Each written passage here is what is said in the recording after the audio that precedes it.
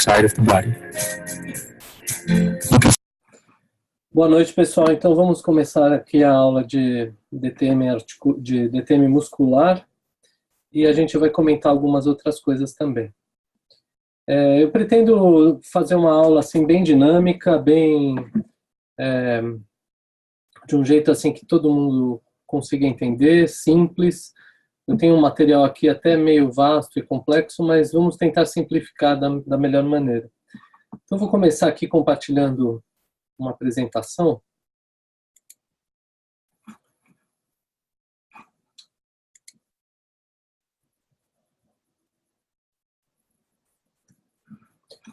Deixa eu...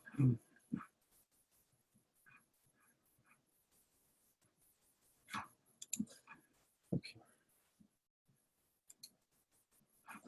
Só como recordação, né, os principais músculos assim que a gente consegue palpar da mastigação, os elevadores da mandíbula, o músculo masseter, músculo temporal, pterigóide medial, pterigóide lateral. Esse aqui é um videozinho da telemedicina da Faculdade de Medicina da USP, mostrando a abertura e fechamento da mandíbula. Então, na verdade, esse vídeo é para a gente relembrar quais músculos acabam sendo recrutados nesses movimentos de fechamento da mandíbula, de elevação da mandíbula.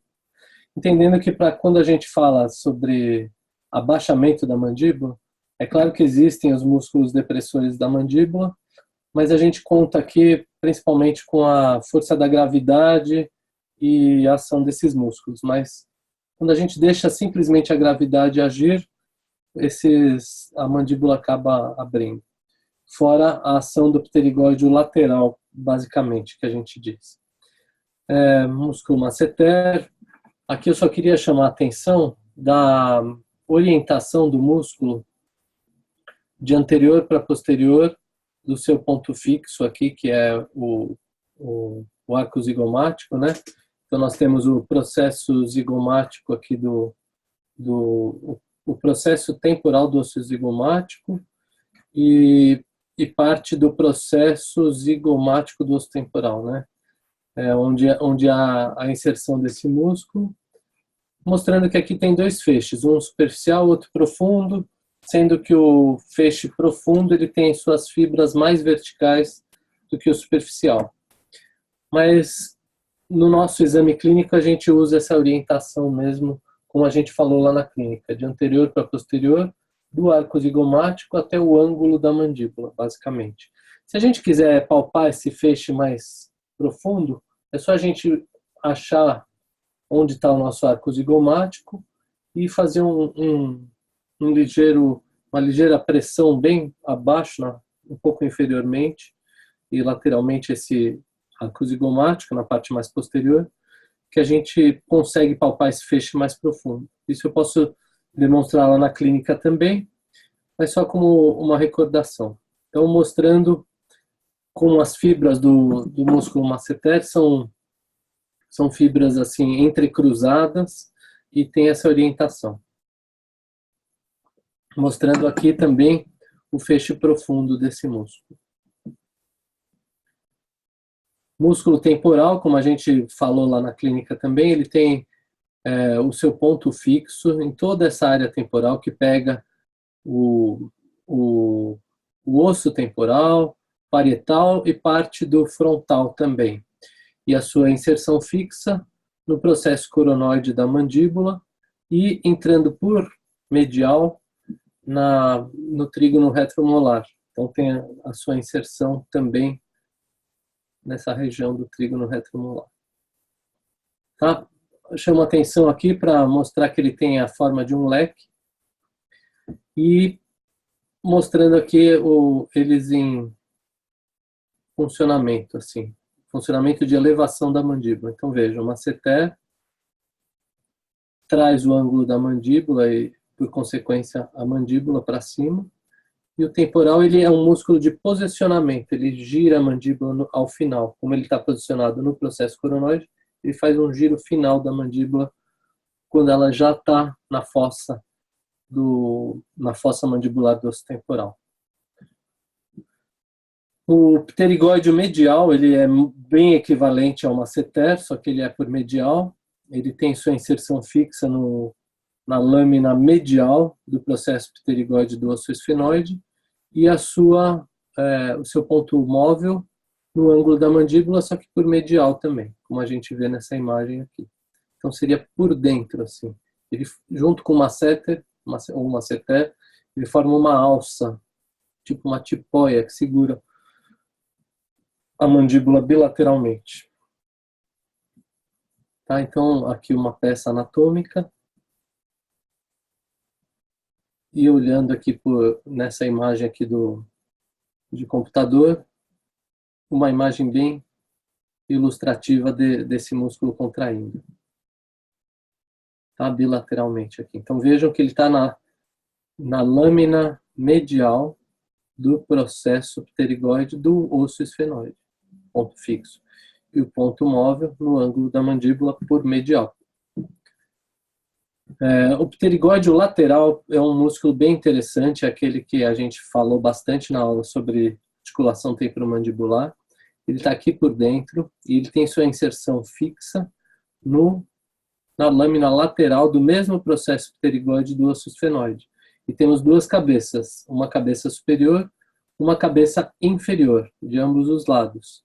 Lembrando que a cabeça superior tem íntima relação com o disco articular também. Então ele é um músculo que entra por dentro da cápsula articular e se une ao disco articular também, na hora que ele se contrai, trazendo a mandíbula para anterior e inferior, e um componente para medial que se anula quando a gente faz movimento de protrusão bilateralmente.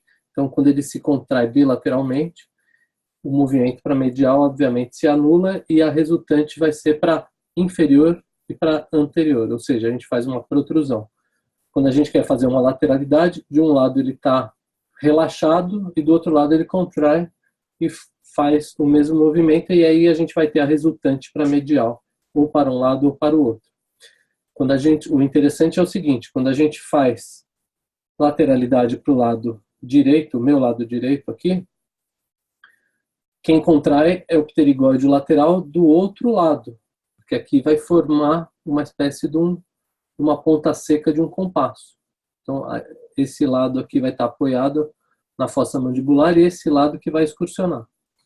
Então, só uma revisão do que a gente já falou. Então veja, ó, o disco articular caminhando junto com a cabeça da mandíbula, e quem puxa esse músculo para anterior e inferior, quem puxa esse osso para anterior e inferior, nessa parte, é o pterigóide lateral.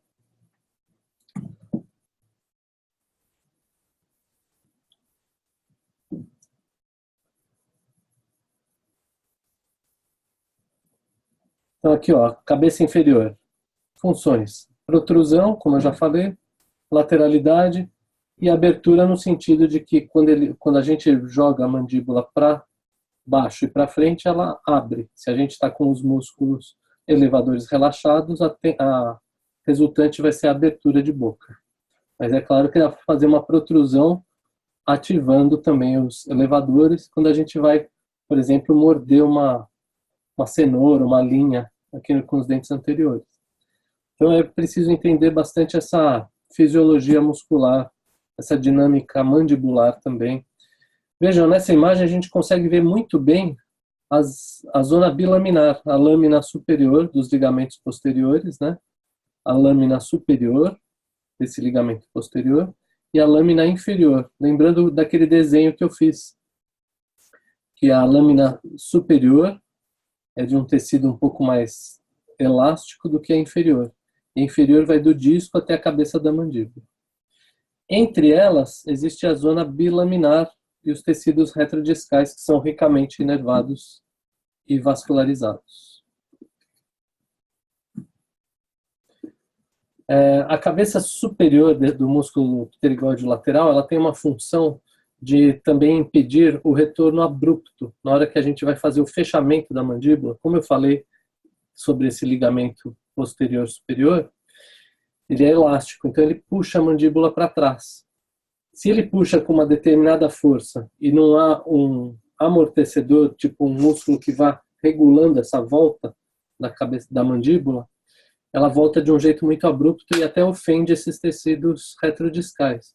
Então, quando há uma incoordenação muscular ou uma hiperfunção muscular desse músculo, dessa cabeça superior, ela tende a não relaxar quando ela tem que relaxar. Então, esse é um dos fatores também que fazem o deslocamento anterior do disco.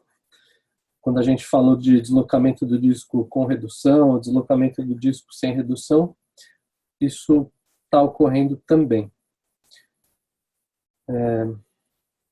Continuando.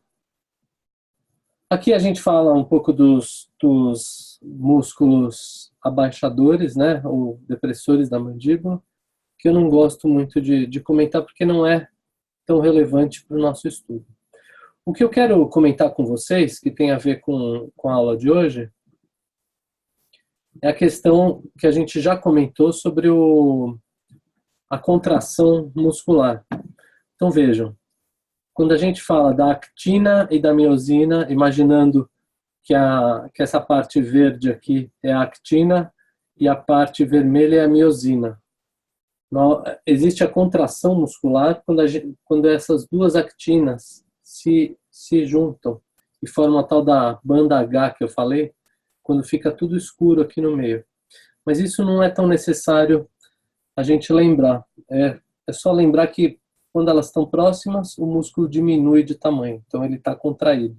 Quando elas estão longe, ele está relaxado. E para acontecer o relaxamento é que entra a molécula de energia, de ATP. Vou passar, tem muitos slides. Passar o que é mais interessante.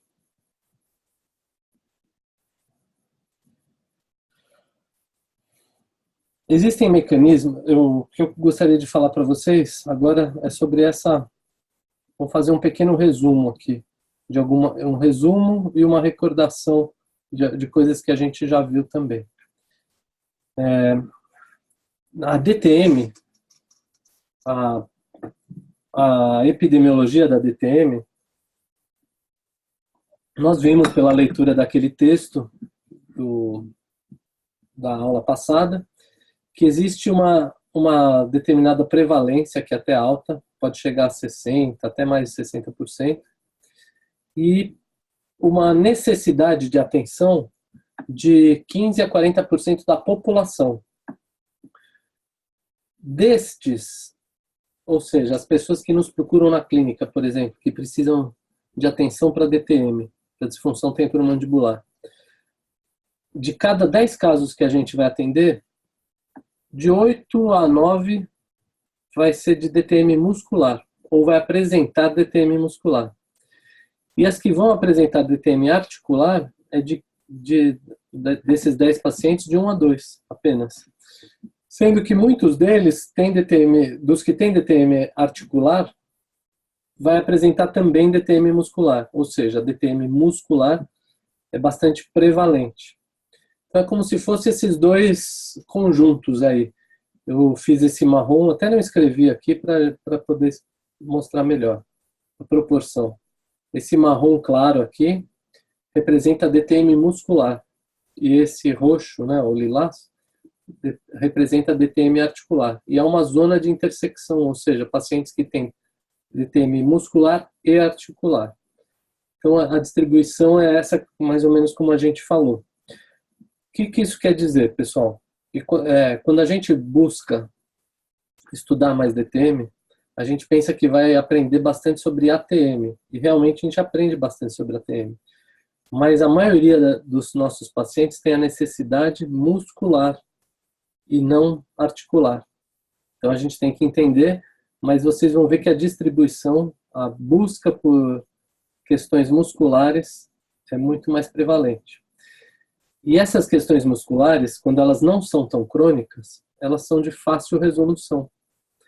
Ou seja, o que isso quer dizer? Que a maioria dos nossos pacientes a gente consegue solucionar de maneira tranquila, com medidas simples, baratas, desde que a gente consiga a aderência dos nossos pacientes. Então, agora um belo resumo, depois eu até posso passar para vocês essa apresentação, o PDF, ou o resumo do que está escrito aí, que é algo assim que sintetiza muito o que a gente faz. Depois eu vou voltar para a apresentação de DTM muscular, mas isso aqui eu quero que já fique na cabecinha de vocês. A DTM muscular, em geral, ela é bilateral. Então, quando o paciente se queixa de um lado, ele, em geral, se queixa também do outro. É claro que pode ter uma predileção ou um maior acometimento de um dos lados. Mas, em geral, quando há DTM muscular, ela é bilateral. O paciente vai, também como eu falei, em geral, acusar dor na região parotídeo macetérica, ou seja, nessa região aqui da parótida e do músculo masseter, e a região temporal. E como eu falei, bilateralmente. Um dos lados mais grave que o outro. Muito prevalente também, muito frequente essa comorbidade, essa associação de dores na cabeça. É um paciente que fala assim que tem aqueles sintomas de DTM, mas que também sofre de muita dor.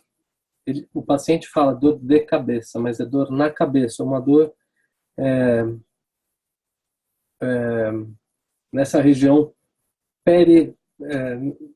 na periferia da cabeça, periferia da face. E, em geral, ele faz abuso de analgésicos. São aqueles pacientes que a gente já pôde ver na clínica, que usam analgésico muito. Em uma semana, se você perguntar, ele usa mais do que 3 vezes, o que já mostra um certo abuso desses analgésicos anti-inflamatórios. O que causa a cronificação da própria dor. Então, quando a pessoa está nessa categoria, ela relata dor, uma das medidas que a gente tem que fazer é fazer o desmame desses analgésicos, porque já deu uma confusão neurológica nessa região, que a dor acaba se cronificando pelo próprio uso dos analgésicos. É meio paradoxal, mas isso acontece. A DTM muscular, quando a gente pede para o paciente dar uma nota na sua dor, na intensidade de dor, é considerado uma dor não incapacitante, de intensidade de 4 a 7. Então ele consegue trabalhar, ele convive, ele acorda, ele consegue levar o filho no colégio, etc. Quando a gente for estudar ou ler um pouco mais sobre cefaleias, a gente vai ver que existem cefaleias altamente incapacitantes, que promovem a falta ao trabalho, a falta às atividades, à escola, à faculdade, que, por exemplo, a migrânia ou enxaqueca, que aí tem uma intensidade bem maior e é totalmente incapacitante. Alguns pacientes dizem que eles têm que ficar no escuro, sem ouvir nada de som, ainda utilizar de alguns medicamentos para melhorar. DTM muscular, o paciente relata que é uma dor de baixa intensidade sempre presente, que é agravada durante a função, quando ele fala muito, quando ele mastiga, quando ele canta, quando ele beija, quando ele mastiga alimentos mais duros ou mais pegajosos, por exemplo, pé de moleque, aquela rapadura, coisas, amendoim, coisas que ele tem que mastigar muito, acaba cansando a musculatura e reproduzindo a dor, que é justamente a queixa dele. O incômodo, às vezes não é nem uma dor, o paciente não entende como dor, entende como incômodo, uma dor chata, que é essa dor não incapacitante que eu falei. A DTM muscular pode apresentar limitação de abertura e incoordenação de abertura ou de protrusão, movimentos da mandíbula, lateralidade, etc. Então, limitação e incoordenação. E quando a gente pede para o paciente apontar a área dolorida, em geral ele não aponta com o dedo, ele aponta com a palma da mão. Ele fala, dói nessa região, dói aqui, ou com as 2 mãos ou com uma mão só. Ele aponta nessa região, ou na região temporal, região parótida massetérica e, em geral, bilateralmente. E fala, eu sinto uma dor tudo aqui, por aqui. É uma dor inespecífica, ele não sabe precisar. Não, é exatamente aqui, exatamente aqui. E pode acusar também dores referidas, inclusive com referência em dentes, né? Região perto, atrás do olho. O paciente relata muito isso. Então, a DTM muscular, antes de eu mostrar as imagens, ela está relacionada a uma fadiga, né? A uma hiperfunção, em geral, desses músculos de fechamento que a gente falou antes.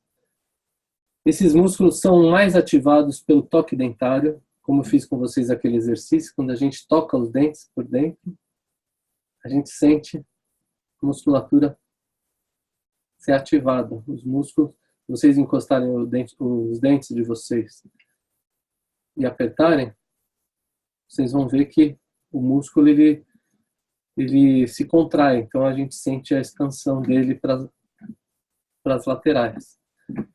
Então, os toques dentários estão intimamente ligados à contração muscular. E esse fato é como se a gente imaginasse que a gente está numa piscina, por exemplo, e a gente quer subir. A gente está numa piscina bem funda e a gente quer subir, assim, a gente quer projetar o nosso corpo para cima. Se a gente não está encostando o pé no chão da piscina, a gente consegue só pelo impulso na água. Então a gente consegue contrair pouco. Seria como se a gente quisesse contrair esse músculo sem encostar dente. A gente até consegue, mas ele não está na sua eficiência maior. Usando o exemplo que eu dei da piscina, se a gente apoia os pés no fundo da piscina e se projeta para cima, a gente tem aquele impulso que a gente consegue nossa força máxima. É como se a gente estivesse encostando os dentes. A gente encostando os dentes, a gente consegue contrair essa musculatura dos músculos elevadores em força máxima. Por quê? Porque tem um apoio. No caso aí, o apoio dentário. Então, o toque dentário, eu tive um professor que falava assim, que o toque dentário é o interruptor, como se fosse uma lâmpada, assim, que liga o músculo.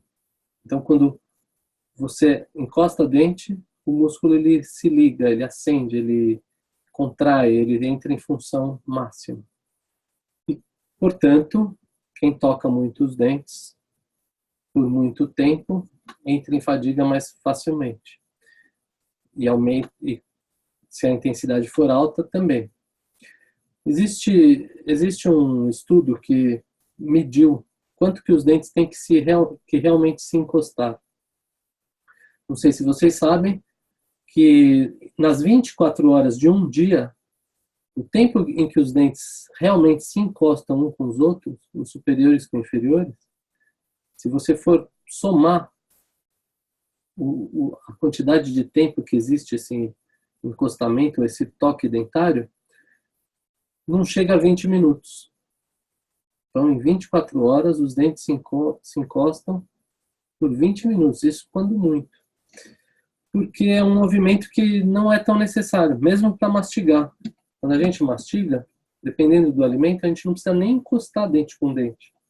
A gente consegue mastigar apenas fazendo a apreensão do alimento e não encosta dente com dente.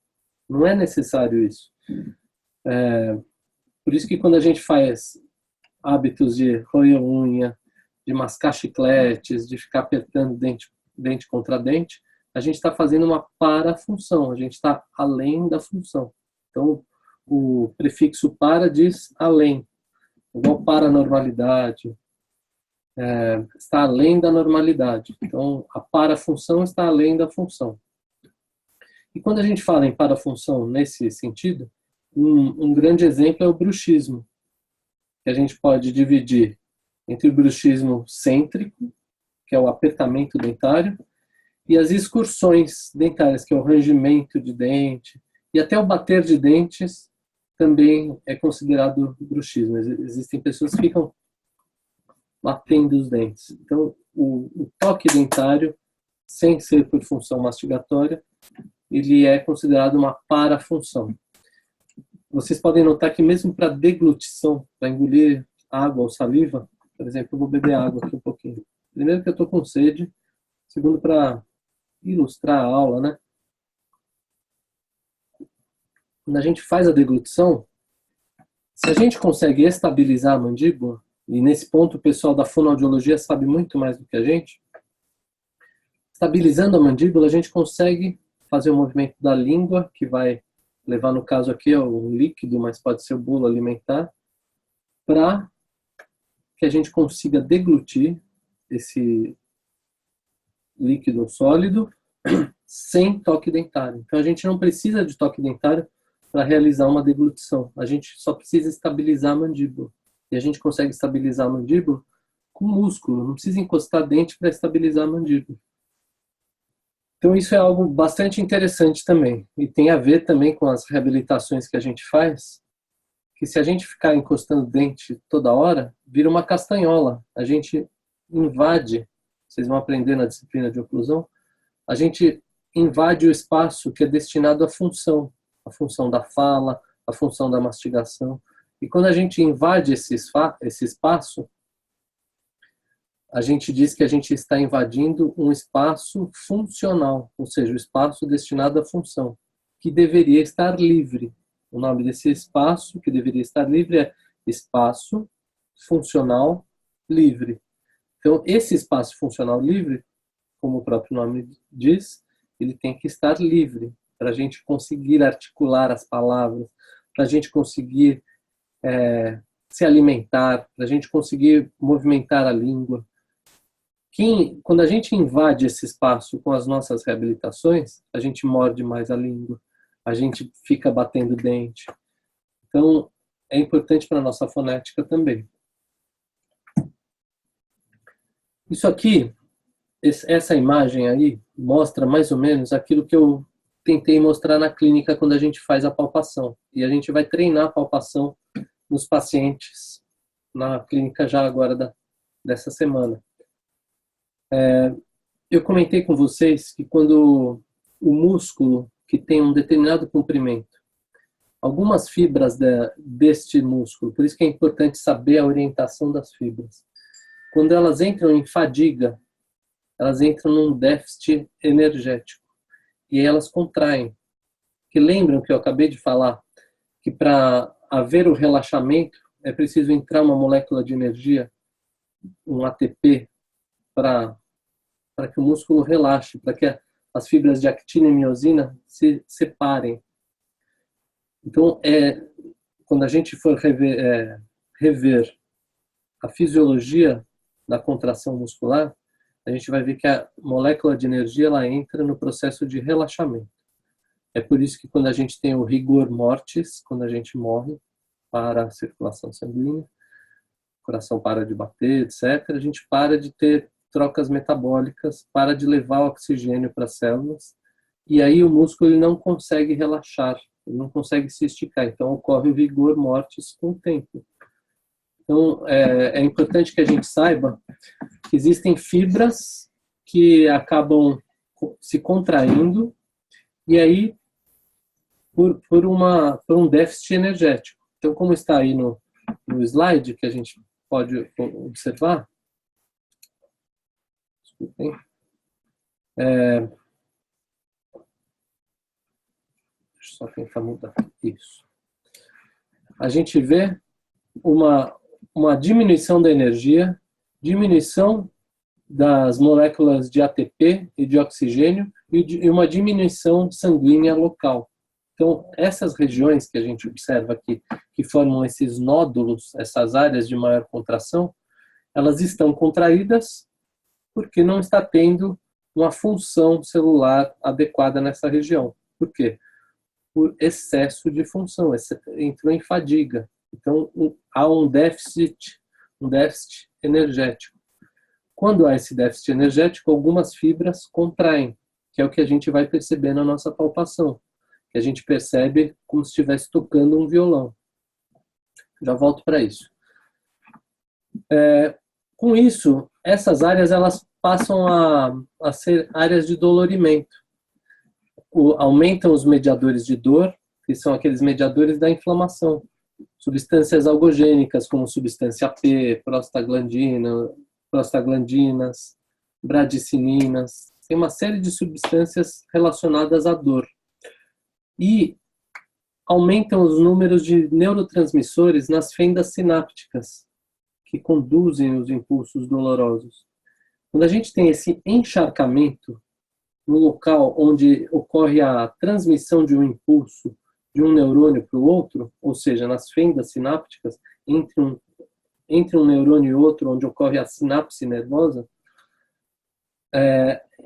essas vias de dor ficam hiperexcitadas. Então, qualquer estímulo vai se traduzir em dor. É quando o paciente diz que ele estava, no caso eu que tenho barba, ele vai fazer a barba e sente dor. Ou seja, um impulso, isso é um exemplo, tá? Um exemplo de um fenômeno chamado alodínia. Um impulso que não deveria doer, acaba doendo. Quando vai pentear o cabelo, quando vai fazer carinho, quando vai fazer a barba, como eu falei. E isso na função também. Na hora que ele vai mastigar, ele sente não só o cansaço, mas ele pode sentir dor. E lembrem daquele mecanismo que eu também falei, de sentir dor à distância. Então, por exemplo, ele vai mastigar, sente dor no dente. Por uma confusão de entroncamentos neurológicos, entroncamentos de fibras nervosas, que vão desembocar no mesmo neurônio de segunda ordem, que vai transmitir o impulso nervoso aferente para o encéfalo, para o córtex cerebral, que vai interpretar a dor. Então, ocorre uma confusão de estímulos nervosos e o nosso encéfalo, ele interpreta esses estímulos como dor, por uma série de questões neurológicas que acontecem quando há esse encharcamento dessas fendas sinápticas.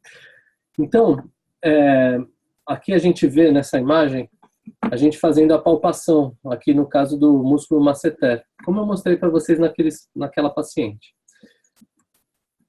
E aí, quando a gente localiza essa região assim um pouco mais tensa, essa banda tensa do músculo, a gente vai perceber um aumento de volume, uma maior sensibilidade ao dor, ou espontânea, ou à palpação. E essa dor pode ser no local, exacerbada quando da palpação, e pode ser também à distância. A gente palpa num determinado local e sente em outro. Por que isso? O fenômeno que eu falei do encharcamento dessas fendas sinápticas. O fenômeno de ter muitas substâncias algogênicas na região também. Então, isso é a DTM muscular. E aí a gente pesquisa esses músculos da mastigação, que é o que a gente vai treinar em clínica. E se a gente for pensar como resolver isso, o que a gente teria que fazer? O raciocínio inverso do que está escrito aí nesse slide. A gente teria que relaxar essa musculatura que está tensa, a gente teria que fornecer energia, ou seja, fazer chegar as moléculas de ATP, de oxigênio, né? Porque o oxigênio junto com a glicose vai formar o ATP dentro das células, na verdade. Então é o oxigênio que tem que chegar juntamente com a molécula de açúcar, né? De glicose, em cada célula, para formar o ATP lá dentro. Mas para ocorrer o metabolismo celular também precisa de energia. Então, o oxigênio chegar lá é fundamental. Então, a gente tem que aumentar novamente a circulação sanguínea local. Então, nessa área a gente vai ter, além da contração muscular, uma zona de microisquemia. Então, a gente precisa fazer chegar o aporte sanguíneo nessa região. Por isso que, quando a gente for falar em terapêuticas, uma das coisas que a gente faz é a termoterapia pelo calor. A gente faz uma vasodilatação sanguínea local para melhorar também o aporte sanguíneo, para chegar a maior volume. É igual uma mangueira que estava estrangulada, a gente vai tentar fazer essa mangueira abrir um pouquinho para perfundir, para chegar líquido nessa região. Que mais? Quando a gente faz também essa termoterapia, além dessa questão de chegar mais energia, mais oxigênio, como eu já disse, ela vai promover, o próprio calor promove no músculo diretamente um certo relaxamento dessas fibras. A ação do calor diretamente nesses nódulos. E uma ação também, como chegou mais aporte sanguíneo, vai também sair mais substâncias do local. Então a gente vai promover uma drenagem também do que a gente não quer que fique no local. Então se está aí represado, como a gente falou, substâncias algogênicas e esses neurotransmissores, a gente vai fazer uma espécie de uma drenagem para que eles consigam sair através desses vasos que, com a termoterapia, a gente conseguiu um maior aporte e vai conseguir maior drenagem dessas substâncias. É como se tivesse lixo, como se tivesse água suja nessa região, e a gente precisa fazer entrar água para lavar e para sair. Então, esse é o mecanismo que a gente vai utilizar na nossa clínica. Quero saber se tem alguma dúvida por enquanto. Tudo jóia? Deixa eu ver se tem. Beleza. Deu para entender? Se alguém tiver alguma dúvida, por favor, me interrompa. Podem abrir o microfone de vocês, conversar. Isso é até legal também. Então, vou seguir. DTM articular, que a gente falou, isso aqui, como eu falei, é um resuminho, um quadro, é uma apresentação muito rápida, que representa um resumo do que a gente falou até agora e uma parte que a gente não falou. Então, isso a gente já falou, mas eu quero recordar com vocês, até para a gente fazer diagnósticos diferenciais com os nossos casos. Caso de DTM articular, como a gente falou, tem menor frequência, né, menor prevalência, e eles são unilaterais, né, em geral.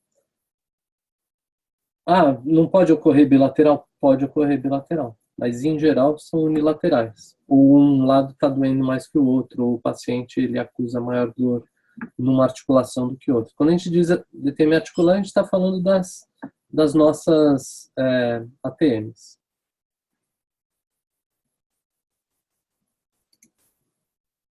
Pessoal, vou fazer... Só me deem um minutinho que estão tocando aqui em casa. Só um minuto.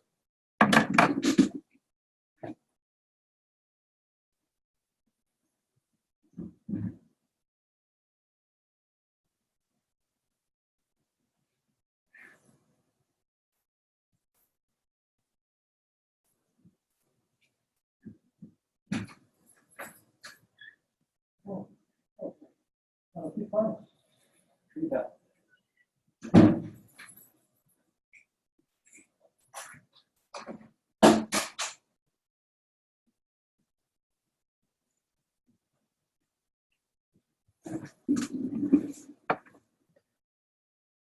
Pessoal, desculpa que a chave da minha casa, meu filho chegou agora e deixou a chave pendurada do lado de fora e o vizinho veio me avisar.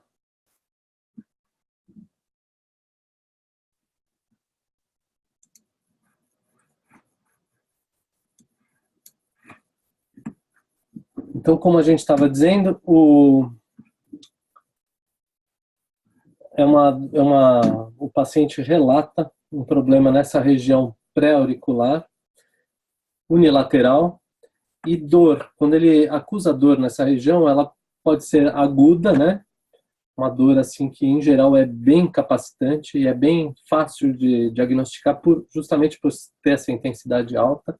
Então o paciente chega assim com muita dor, aí a gente tem que atuar de uma maneira que ele saia do nosso consultório, saia da nossa clínica aliviado, né? Então a gente tem que primeiro fazer o diagnóstico, e como eu falei, o diagnóstico é fácil pela alta intensidade.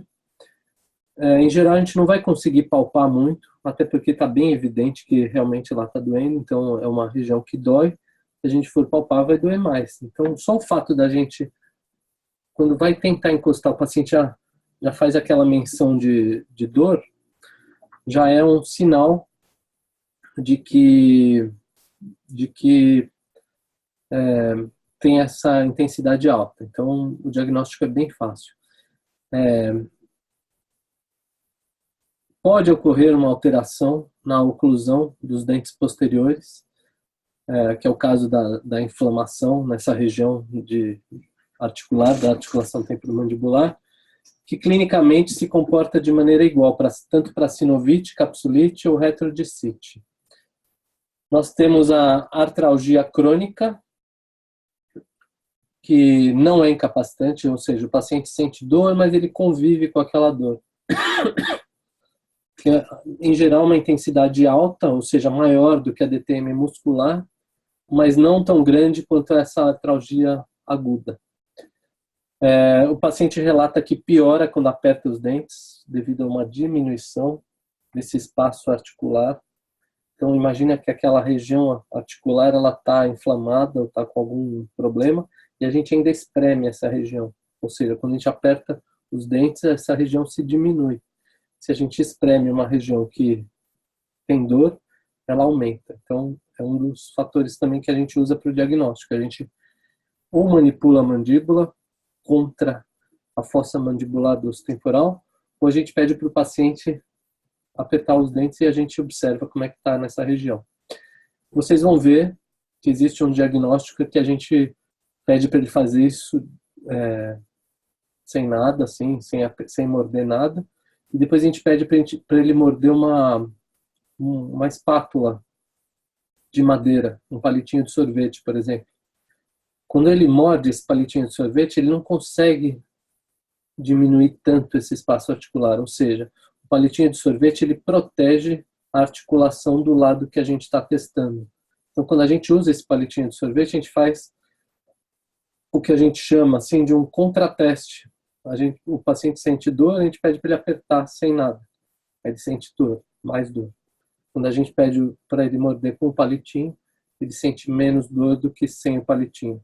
Então, a gente usa esse recurso da menos dor para proteger a articulação e diagnosticar que é aquela articulação que está com problema. Alguém tem alguma dúvida disso? Que é meio complicado, mas a gente vai retomar esse assunto na aula de ficha clínica também. Ruídos articulares. Não necessariamente na DTM articular a gente tem ruídos articulares necessariamente. Então pode ter ou não. E a limitação de abertura e desvios corrigidos ou não. Também pode ou não ocorrer. Então sempre a gente tem que pesquisar. Diferentemente esse último item diz que diferentemente da DTM muscular, nós temos um pequeno ponto apontado pelo paciente. Aqui está escrito apontada, mas é apontado. Então, quando o paciente está com dor articular e a gente pergunta onde dói, ele faz assim, tum, e na nossa ficha clínica ele tem que pintar, ou circular, ou fazer um X na região onde dói, no desenho do crânio. E aí ele, né, quando é DTM articular, ele faz bem pontual. Quando é uma DTM muscular, ele achureia, ou pinta, ou circula, ou faz um X numa região mais ampla. Então, é também uma forma da gente suspeitar para esse diagnóstico diferencial. Na DTM articular, como a gente falou dos ruídos,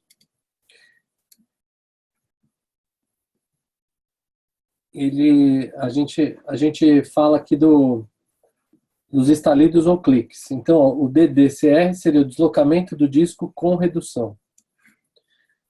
Ele pode ter o desvio corrigido, que seria esse desenho que eu fiz aqui.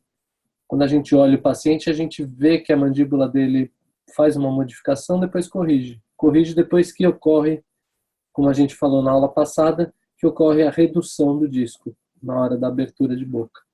E essa correção, esse ruído que a gente ouve, a gente pode ouvir em abertura e ou fechamento, mais protrusão ou lateralidade, direita ou esquerda. Então a gente tem que fazer sempre essa pesquisa, abertura e fechamento, se tem o ruído, e se tem o ruído em abertura ou fechamento, mais um outro movimento de excursão mandibular, ou para protrusão ou para lateralidades. Quando tem abertura e fechamento, a gente chama de estalido recíproco, que a gente faz um teste de pedir para ele fazer uma protrusão total, ou seja, ele vai reduzir esse disco, e a gente pede para ele fazer abertura e fechamento em protrusão. e aí a gente não vai ouvir esse clique. Eu não fiz isso naquela paciente daquele dia, a gente poderia ter feito isso. Então, quando ela voltar, depois de amanhã, a gente vai fazer esse teste para ver se elimina hipertrusão, tá bom?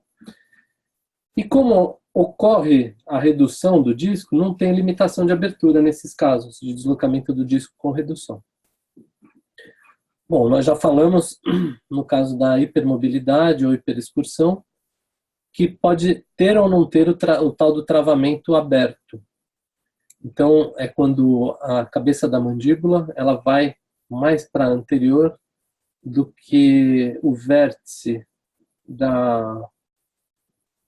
do tubérculo articular ou eminência, né? Quando ele passa essa eminência, esse tubérculo articular, ele faz esse barulhinho. Por passar, assim, como se estivesse passando em quebra-molas, uma lombadinha. E aí ele pode voltar ou pode travar com travamento aberto, como a gente falou na outra aula também. E a aderência ou adesão é quando ocorre o disco articular, como se fosse um desentupidor de pia, gruda no teto da ATM, ou seja, na parte mais inferior da fossa mandibular do osso temporal, no teto da ATM. Então o disco ele gruda lá em cima, a pessoa tenta abrir a boca, não consegue, aí quando desgruda faz... Lógico que não é tão alto desse jeito, mas essa é a sensação, como se estivesse vencendo aquela pressão negativa que foi feita, que causou aquele vácuo. Como o disco ele tem aquele formatinho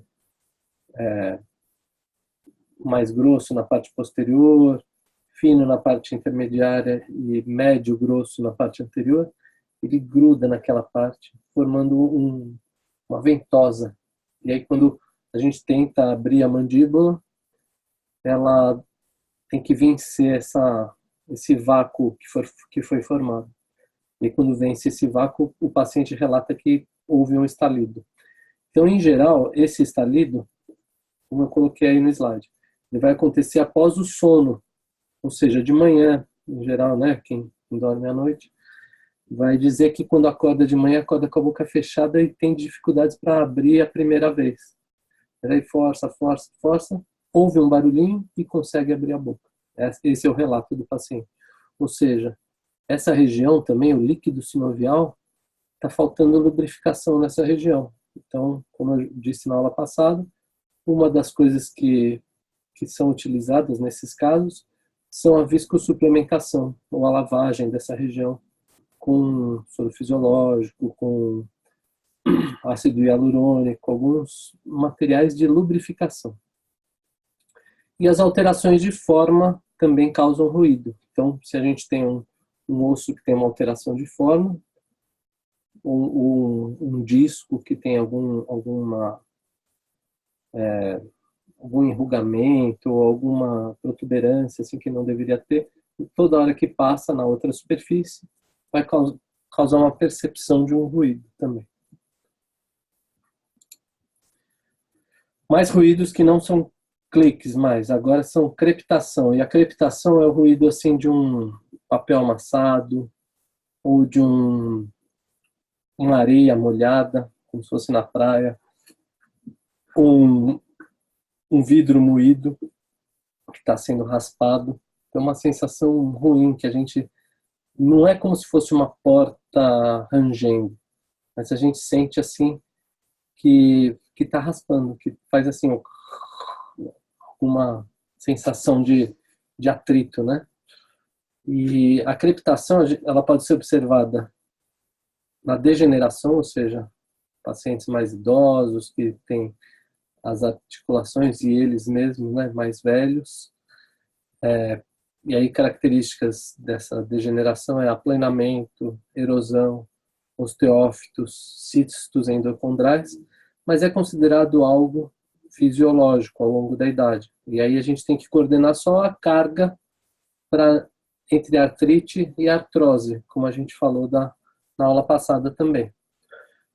Nós podemos notar essa crepitação também em doenças reumáticas, doenças da articulação, que são observadas na articulação temporomandibular, como artrite inflamatória juvenil né, e outras doenças da articulação, que podem causar os mesmos problemas de aplanamento, erosão, osteófitos, cistos endocondrais, mas aí por um problema patológico. No caso da artrite inflamatória juvenil, é uma doença autoimune, a gente já comentou também que ela é tratada com corticoide, com medicamentos fortes, metatrexate, etc. Então, provavelmente quem tem isso na TM já sabe que tem por queixas de outras articulações, nos punhos, nos quadris, nos cotovelos, nos ombros, nos pés. Então, isso a gente tem que também ter um conhecimento e um diálogo com o reumatologista, né? Ou quem estiver tratando dessa doença de base. A perfuração do disco, ela pode ocorrer também, ela pode ocorrer por uma história de trauma. O disco pode ser perfurado por um trauma, e aí vai estar acompanhado de edema, de dor, etc. São os casos agudos. Ou casos de parafunção, que a pessoa faz tanta parafunção que destrói o disco, que justamente ele tem que ser um coxinha amortecedor entre duas superfícies ósseas. E aí o disco pode acabar, se ele não se desloca, ele pode acabar sendo perfurado. A anquilose na TM é como se fosse uma solidificação de toda a estrutura da TM. Disco, cabeça da mandíbula e superfície da fossa mandibular do osso temporal. E aí cada vez que a pessoa... E em geral também é por apertamento dentário, juntamente com outros problemas sistêmicos também. E aí cada vez que a gente pede para a pessoa abrir a boca, é como se ela tivesse que vencer essa fusão que está acontecendo, e aí ela vai abrir a boca e ocorrem microfraturas que estão acontecendo nesse colamento de todas essas estruturas, tecido conjuntivo denso, células de condrócitos, células ósseas, que na hora que a pessoa faz a força, elas se descolam. Na verdade, não é que elas se descolam, elas se destroem. Então, ocorrem microfraturas da região toda vez que a pessoa abre a boca. E como é uma microfratura, a gente vai sentir como se fosse uma crepitação. Então, fazer esse diagnóstico, em geral, está ligado também à limitação de abertura, uma dor maior. Aí a gente precisa fazer um diagnóstico mais preciso. Mas é raro. Esse é um dos casos em que se indica a cirurgia. Tá? Então, é raro. Como a gente falou, a cirurgia em DTM é raro e essa é uma das indicações. Quando a gente fala de deslocamento do disco sem redução, a gente já vê aquele desenho esquemático da pessoa abrindo a boca com o desvio não corrigido. Ou seja, perdão, ela vai abrir a boca, existe obstáculo na frente da cabeça da mandíbula e esse obstáculo ele retarda a abertura de um dos lados.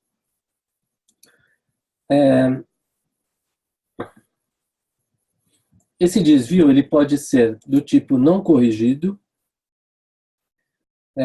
ele pode ter limitação de abertura, porque o disco está impedindo aquela região, e pode ser também sem desvio e sem limitação de abertura. Quando ele tem o desvio não corrigido e ou a limitação de abertura, o diagnóstico é mais fácil, porque existe um sinal que a gente pode observar. Existe uma queixa do paciente. Quando não tem desvio e não tem limitação de abertura e ainda assim o disco está desviado, está deslocado, para a gente fazer esse diagnóstico, a gente precisa da história do paciente e às vezes de um exame de imagem. E muitas vezes a gente não consegue fazer esse diagnóstico pura e simplesmente.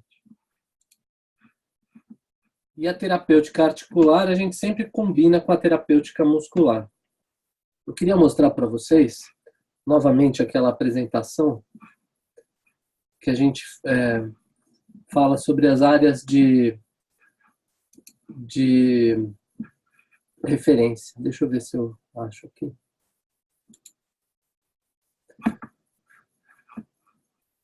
Mas para a gente, em vez da gente ficar preso assim, em regrinhas ou em teorias assim muito difíceis, o que eu quero mostrar para vocês é o seguinte. Vejam que essas imagens aqui, vou mostrar para vocês, não se preocupem com o que está escrito aí ao lado, mas preocupem-se com essas imagens. Elas são do livro que está aqui escrito, da Simons e Travell, ou Travell e Simons, que é de 83. Eles mapearam no corpo inteiro zonas que você tem aquela deficiência energética, ou seja, tem aquelas áreas de contratura, e pode ter dolorimento local, e pode ter áreas de referência, ou seja, uma área que você acusa a dor, o paciente acusa a dor, à distância. Então, um exemplo aqui. Nessa região aqui de trapézio superior, região occipital, região aqui do processo estiloide e região aqui do músculo esternocleidomastoide, quando tem algum problema nessa região, pode ter referência no músculo temporal. Então, o paciente ele vai chegar, logicamente, quando a gente palpar aqui, ele vai sentir a dor local, mas a queixa dele vai ser no músculo temporal. Só que às vezes a gente não consegue, se a gente for palpar o músculo temporal, a gente não consegue identificar problemas no músculo temporal. A gente tem que palpar outro músculo e saber que tem área de referência para esse músculo, que é extremamente difícil. Mas é bom a gente dar uma olhada nesse livro para a gente ver que tem áreas clássicas de referência. Então, ó, o X seria a área de origem, a área onde está o problema.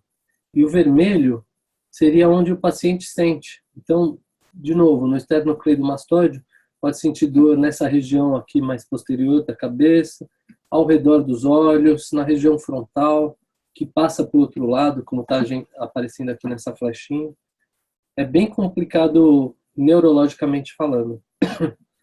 Isso aqui, regiões cujo problema é no músculo temporal e o paciente refere nos dentes. E em muitos casos se abrem dentes, se fazem acessos endodônticos nesses dentes, sem saber que a origem é muscular e não dentária. Então é isso que eu quero que vocês vejam.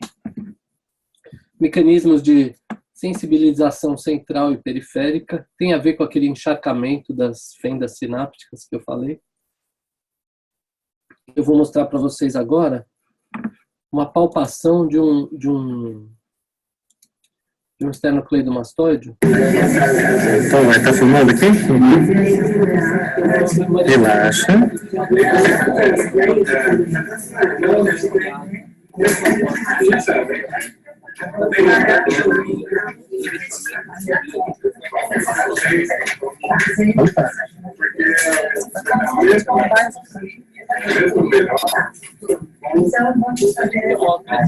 É bem sutil, né?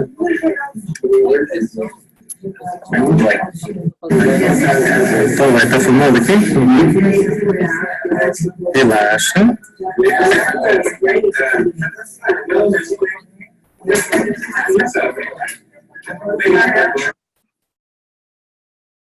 Deixa eu ver se é nessa apresentação. Eu tenho aqui. Eu tenho uma apresentação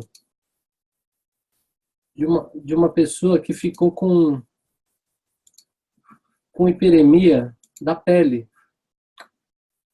Então vejam, conforme a gente faz a palpação, acabou tendo hiperemia de alguns pontos da pele. É uma paciente bem clarinha, a gente pôde observar acontecer isso. Essas são as agulhas que a gente usa quando a gente faz o agulhamento seco, que é uma das técnicas de terapêutica muscular, para remover aqueles pontos gatilho.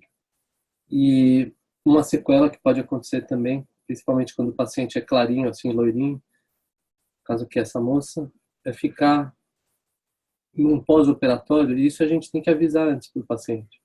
Pode acontecer esses hematomas. E é super desagradável se a gente faz e não avisa.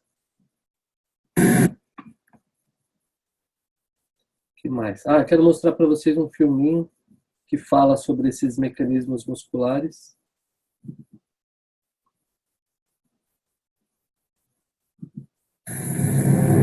Many people suffer from pain and physical problems. Very few people know that these problems are often related to trigger points. Understanding and treating trigger points helps to lessen pain and improve overall health. This video is a short explanation or introduction to the trigger point. A trigger point is a small muscle contraction which can be felt as a small nodule. Pushing on this nodule is very painful. Trigger points can exist in each muscle of the body. Multiple can exist at the same time. Often both sides of the body are affected equally. The point keeps the muscle tight and weak, restricting the muscle's range of motion. A trigger point can actively cause pain, or can cause no pain when it's touched. Usually this pain is seen to a different area of the body. This is called a... Aí está dizendo, tá falando assim que essas áreas de dolorimento são chamadas de ponto gatilho, como eu falei. E sempre que a gente usa esse termo ponto gatilho, pelo menos aqui no Brasil, a gente se refere a gente quer dizer que a dor não é somente no local, mas existe uma área de referência. Ele chama ponto gatilho. Então, nessa imagem está mostrando aqui um músculo trapézio, que existe a área de dolorimento, onde são esses dois pontinhos, e a área de referência, onde tem essas manchas mais vermelhas. É claro que no nosso caso a gente não está avaliando essa parte do corpo, mas é análogo também para DTM. The flat pain can be finding and treating trigger points difficult. Luckily, we flat pain follows typical patterns that are well documented. Let's take a closer look at the trigger point. Padrões mais comuns. Então, existem pontos, como eu falei, Simons e Travel, ou Travel e Simons, fizeram um mapeamento do corpo de áreas de referência.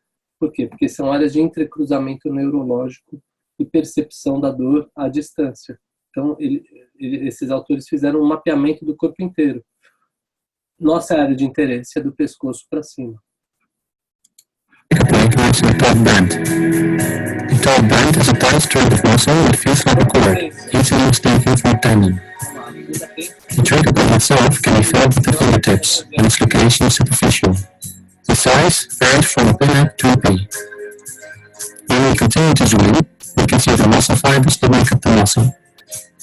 The lines on the muscle fibers represent sarcomeres. Rings of sarcomeres acting like tiny pumps help to contract to create movement. Sarcomeres can become overstimulated and unable to release their contracted state. This lot of contracted sarcomeres shows a segment of the fiber that has become shorter and wider because of this.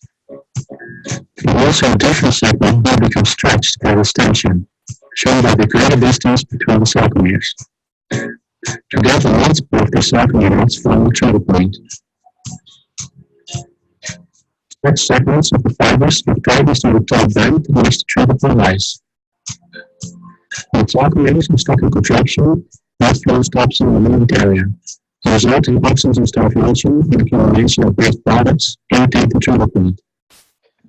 Aí está dizendo que a ausência de energia, de oxigênio, e o acúmulo de substâncias algogênicas formam o tal do trigger point, ou ponto gatilho. Então, aqui está sendo definido como várias fibras acabam próximas umas das outras, que formam essa contraçãozinha, e como elas são próximas umas das outras, formam o tal do ponto gatilho, que a gente percebe na palpação. The trigger point responds by sending out pain signals. In return, the brain is stimulated to stop using the muscle, which further shortens the tires of the muscle. Trigger points will not rise without proper treatment. The most effective way to treat a trigger point is applying deep stroke to the body and the wall to reach the trigger point with the lower trapezes on the back side of the body. You can see the brain moving slowly and deeply in short strokes from one side of the trigger point to the other. Series typically consist of about 8 to 12 strokes. Aqui está mostrando uma técnica de diminuir essa área de contração através de uma espécie de uma massagem, que tem aquela mesma função que a gente falou, de relaxamento das fibras e de aporte maior sanguíneo, drenagem dos metabólitos. Performed about 5 to 10 times a day. And also deep stroking massage or milking the trigger point, so to speak.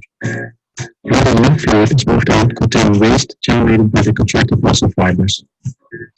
Each time you move over the trigger point and release the pressure, fresh blood immediately flows in, bringing fresh oxygen and nutrients. It will take several weeks to return the muscle fibers to the normal state and fully release the trigger point.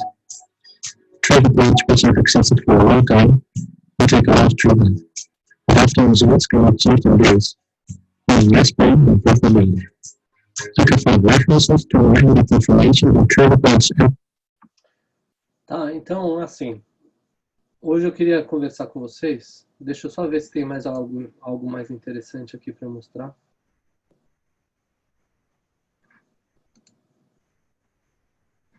Só comentar um pouco isso aqui, que a própria modulação da dor, isso a gente vai falar em outras aulas também.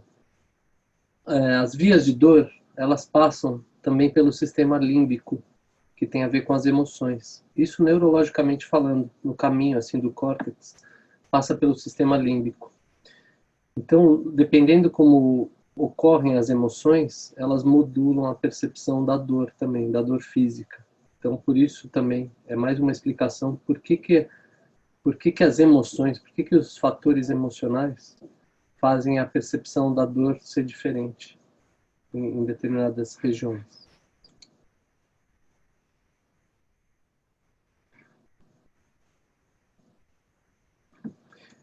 Aqui eu tenho mais alguns mapeamentos de regiões. Então vejam, quando a gente palpa o masseter, a gente pode ter região de dolorimento, tanto na maxila quanto na mandíbula. Eu mesmo já senti isso, se vocês querem saber. Às vezes eu tô com uma área de dolorimento, eu palpo aqui, tá? Para eu me estudar também, e eu tenho a percepção de dor nos dentes. Não é uma dor super aguda, como se eu tivesse uma pulpite. Eu que estudo essa área, né, de dentista, né? Não é uma dor compatível com pulpite, mas para o paciente que é leigo, ele fala que está doendo os dentes. Mostrando mais áreas assim de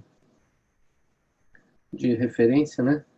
Então vejam, ó, dentes anteriores, dentes pré-molares, canino, dependendo da região do músculo temporal também. E essa região do músculo é aquele fenômeno que a gente viu da área de dolorimento. Esse aqui a gente já viu. A gente vê várias, ó, essa região mais posterior pode ter dor no topo da cabeça, região aqui occipital, de trapézio superior, pode ter dor aqui nessa região parietal. Então vale a pena buscar na própria internet assim sobre esses dois autores, Travell com 2 L's e Simons. A gente vai ver o mapeamento que eles fizeram. O que mais que eu posso mostrar? Eu creio que de DTM muscular a gente já falou bastante. Deixa eu ver se eu mostro aqui umas outras coisas. Isso aqui é para mostrar que existem organizações. Aqui é americana, né? Esse é um site americano, que é um site para pacientes que buscam o que eles têm, que orientam os próprios pacientes. Lá eles fazem grupos de tudo, né? Existe o grupo dos alcoólicos anônimos, grupo daqueles que têm drogadição, etc. E existe o grupo dos pacientes com DTM, que se autoajudam. Então eles se explicam numa linguagem leiga. Bem interessante, às vezes, visitar um site, ver pacientes também. Então esse site aí, se vocês puderem visitar, vale a pena também. para a aula de hoje, eu trouxe aqui também uma questão de terapêutica, mas eu acho que eu vou deixar para a próxima. Quero mostrar isso aqui, que vai acontecendo um ciclo do problema muscular, que é o que a gente já falou, questões psicológicas, metabólicas, mecânicas, estimulam a disfunção, a dor, aí tem diminuição do suprimento sanguíneo, uma mudança química no músculo, e aí uma contração muscular que causa dor, que vai causar contração, e aí ocorre uma retroalimentação desse ciclo. Achei interessante isso. Esse aqui é um quadro que eu fiz na lousa uma vez, mas que eu tirei uma foto, mas que eu já fiz aqueles slides lá também para vocês. Então, pessoal, para a aula de hoje, assim, eu creio que para a gente manter só como DTM articular, sem entrar tanto em terapêuticas, já tá bom para a aula de hoje. Eu vou marcar com vocês uma aula que a gente vai falar sobre terapêutica muscular e terapêutica articular, especificamente. Quero saber, por favor, até vou abrir o microfone aí de vocês, para saber se vocês têm algumas dúvidas. Mas ela já mandou um artigo, já mandou um e-mail, mandou um vídeo, já organizou. Cara, acho engraçado, eu estou acostumada com isso na faculdade. Ela pega e faz as coisas, por exemplo, vai levar para a aí ela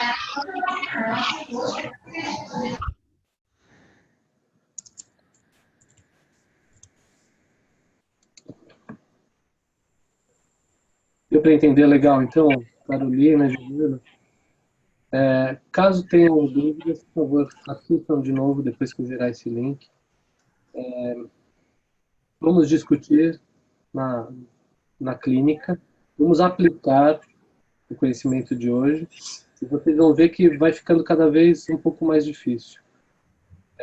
Eu vou querer depois, não para quarta-feira, mas eu vou no feriado, para vocês assistirem, porque na outra semana, depois do feriado, a gente já vai preencher a ficha mesmo.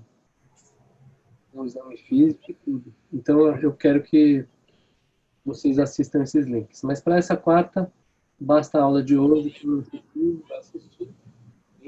E quem viu ao vivo, está aí. Por caso tenham algumas dúvidas, por favor, falem comigo. Estamos aqui para a gente discutir. Quero que vocês me deem o feedback também. Tá legal esse esquema dessas aulas online. Vocês sentem falta da aula.